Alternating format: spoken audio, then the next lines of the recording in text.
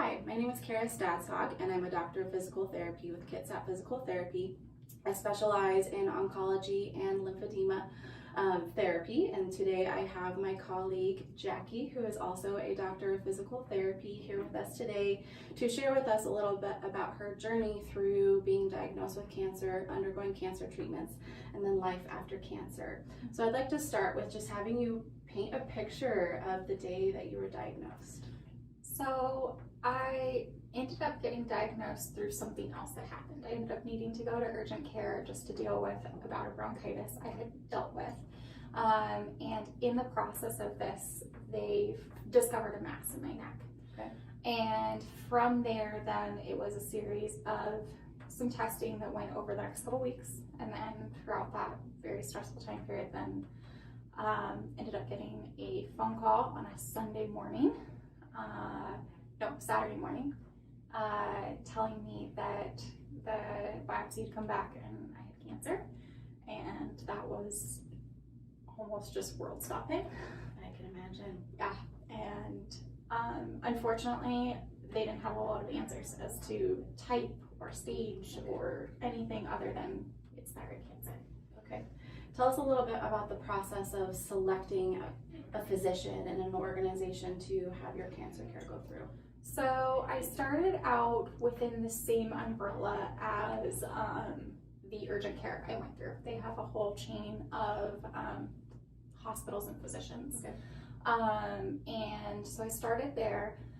That's where I went through all my diagnostic phase, and then I sat down with my surgeon there, got to talk with him about what my options were, and I felt like I really wanted to see who else was out there. So I went and sat down with 2 other surgeons to see just kind of what they suggested, but also to see if there was someone that kind of communicated well with me and made a good match for me.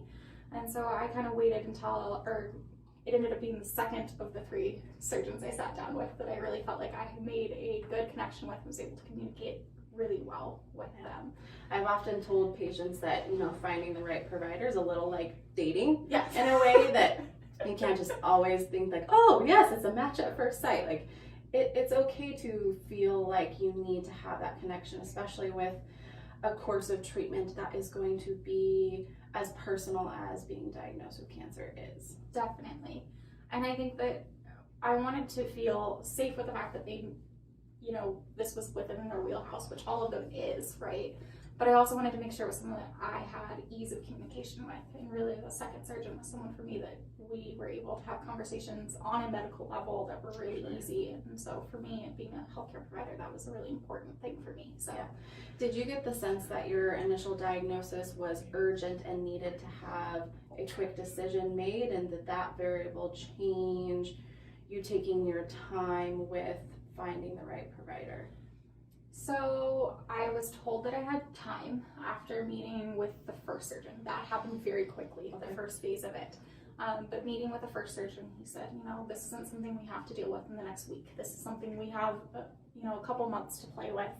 And so based on that, I really felt like I had the opportunity to meet with other surgeons. And so that was really nice for me. Okay. So that was a good. Yeah, that's great. All right, well, that's the end of the part 1 of our 4-phase journey with Jackie and her cancer treatments. Thank you.